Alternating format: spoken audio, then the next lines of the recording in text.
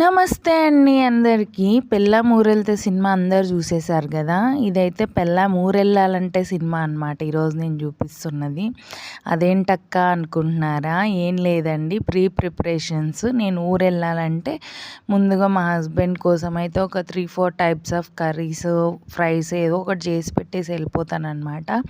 అప్పుడు తను ఈజీగా రైస్ పెట్టుకొని తినేస్తాడులే అని నాకు ఒక ధైర్యం, బయటివి తిని హెల్త్ పాడు చేసుకోరు కదా అనేసి.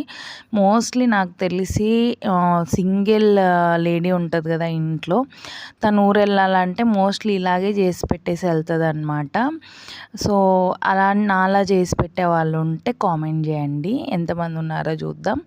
నెక్స్ట్ వచ్చేసి నేను ఇక్కడ ఏమేమి చేశానా అనుకుంటున్నారా? కాకరకాయ వేపుడు చేశాను, టమోటా చట్నీ, ఇంకా లెమన్ రైస్ పులుసు చేసి పెట్టాను అనమాట. ఇవన్నీ జస్ట్ నేను 3 days కోసం ఊరెళ్తున్నా.